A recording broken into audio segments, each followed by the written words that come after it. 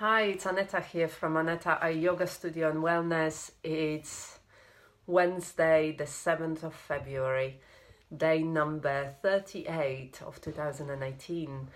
And I'm just popping into this group, Wisdom of Daily Practice 2018, with some words of wisdom from my mat. You can hear it in my voice. My voice is a little bit whistly. I had a cold and I feel much better, but it's my breathing. My breathing has been affected the most this time. And it's been very interesting over the last few days to work with my body, to really be fully present without getting frustrated with my body that I'm ill.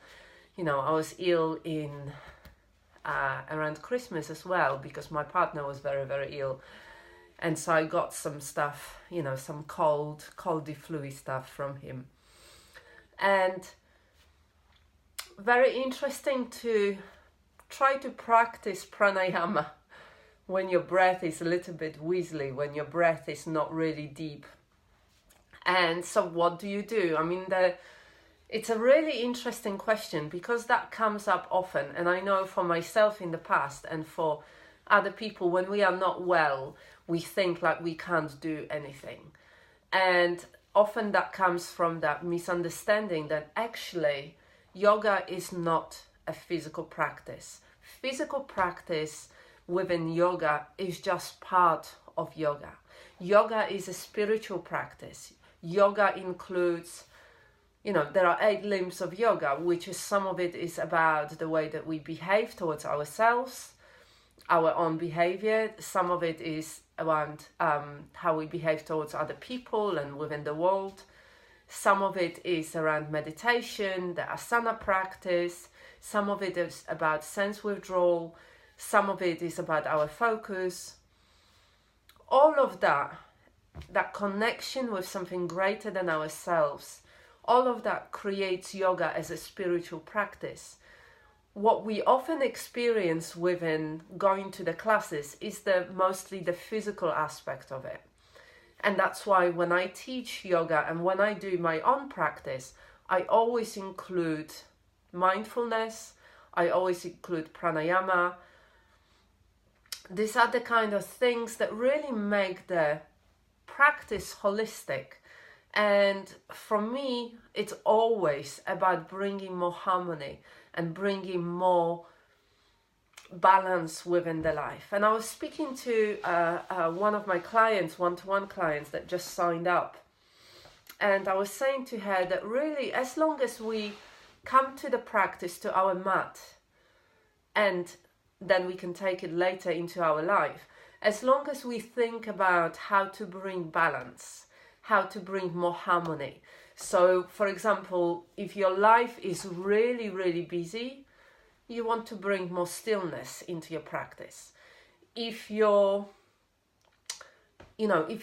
spend a lot of time sitting down and not, at the computer or at the desk, you want to bring more movement into your practice. So always looking at the balance. And the same is, I'm struggling with breathing.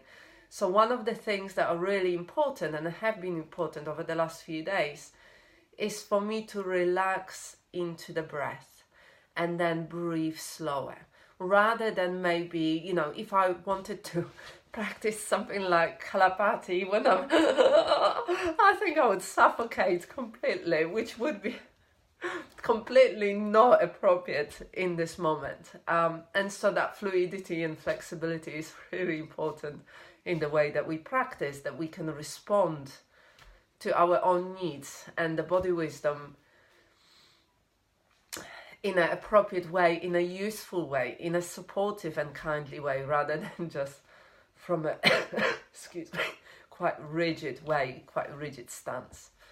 And so I hope you're doing really well with your practice. Hope you are still managing to do your practice. I'm really happy that I continued through the practice, even though I've been quite ill, that I still did a lot of meditation, I still did some breathing, I still did a bit of reflection. I still did very gentle asana practice, and that's been a big change for me, to just show up however I am.